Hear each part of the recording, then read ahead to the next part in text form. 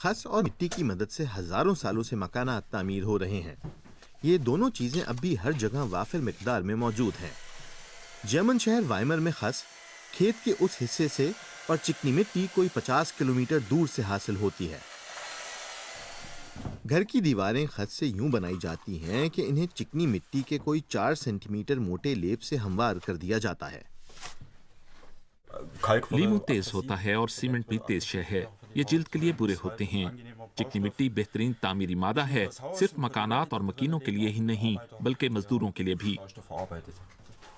نقشہ ساز فلوریان ہوپے نے خس کو تھرمل انسولیشن کے بطور استعمال کر کے کئی گھر تعمیر کیے ہیں، مگر یہ پہلا موقع ہے کہ خس مکان کا تمام بوجھ اٹھا رہے ہیں اور وہ ان کی مدد سے ایک مکمل مکان تعمیر کر رہے ہیں.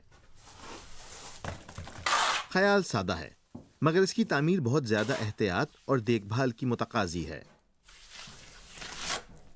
ہم نے خس کے تنکوں کے درمیان خلا پور کر دیا ہے. اس طرح ان کو درکار کمیت مل گئی ہے.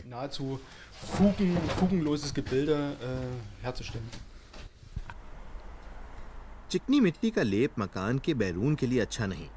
یہ بارش اور برف باری برداشت نہیں کر سکتا. اس لیے ہوپے کے نئے گھر کے بیرون میں سخت لائم پلاسٹر استعمال ہوا ہے. اس عمارت میں اصل میں 2 گھر ہیں. ہوپے اور ان کا خاندان ان میں سے ایک گھر میں رہے گا.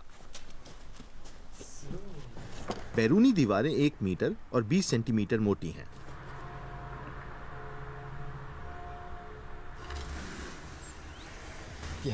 اس عمارت میں حدت بچانے کے لیے نصف خس آئسولیشن کے لیے استعمال ہوگی. دوگنا کریں گے تو دوگنا اچھا ہوگا. فیڈن کے علاقے میں یہ 5 منزلہ عمارت خس سے بنائی گئی ہے، مگر اس کے ڈھانچے کو سہارنے کے لیے لکڑی کے بیم اور ستون استعمال ہوئے ہیں.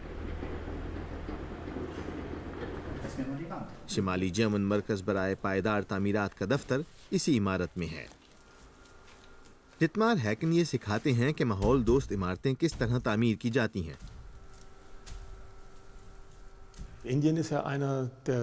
مثال کے طور پر بھارت جہاں چاول اور دیگر اجناس سب سے زیادہ پیدا ہوتی ہیں، وہاں اس حوالے سے زبردست امکانات موجود ہیں. وہاں کٹائی کے بعد فاضل زرعی مادے کھیتوں میں ہی پڑے رہتے ہیں. بہت سا خس جلا دیا جاتا ہے اور دھوئیں اور کاربن ڈائی آکسائیڈ کی شکل میں ماحولیاتی مسائل کا باعث بنتا ہے. اگر ہم اس کا استعمال کریں تو ہم کاربن ڈائی آکسائیڈ کو بھی قابو میں رکھ سکتے ہیں. آپ کو ظاہر ہے اس طرح کی تعمیرات کے بارے میں معلوم ہونا چاہیے، مگر ذرا سی ہدایات کے ذریعے کوئی بھی شخص اس کا ماہر ہو سکتا ہے. اس کی خاص بات یہی ہے.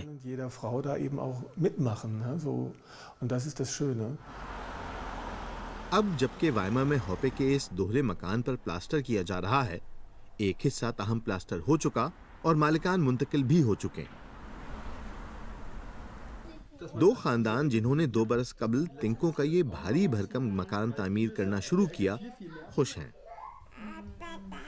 وہ ماحول دوست گھر بنانے کے لیے پرعزم تھے، ایسے گھر جو ریسائیکل بھی ہو سکیں.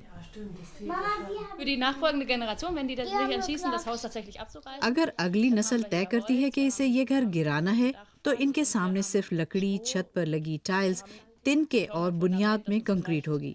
اس مکان کا زیادہ تر حصہ ماحول کو نقصان پہنچائے بغیر ختم ہو جانے والا ہے.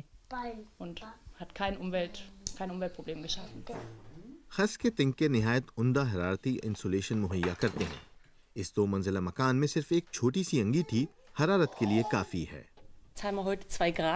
باہر درجہ حرارت 2 ڈگری اور اوپر کی منزل پر خوشگوار ہے. سورج کے چمکتے ہی ہم پردے ہٹا دیتے ہیں اور اوپر بہت گرمی ہو جاتی ہے. اس کا مطلب ہے کہ گرمی میں ہمیں اس پر چھاؤں کی ضرورت ہوگی، مگر ابھی جب سردی ہے اور اوپر سورج چمک رہا ہے تو سب بہترین ہے. یہ ایک طرح سے تجربہ ہے. ہوپے کی عمارت کا نصف حصہ مکمل ہونے کے قریب ہے. پلاسٹر بس ختم ہونے کو ہے. اگلے کچھ ماہ میں مکین یہاں بھی آباد ہو جائیں گے.